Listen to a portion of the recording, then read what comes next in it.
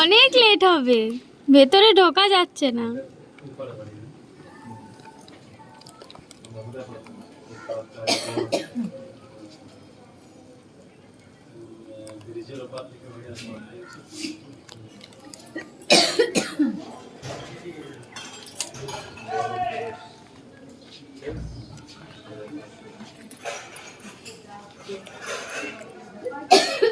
বলো, থাকো, খুব ভিড় ওপরে।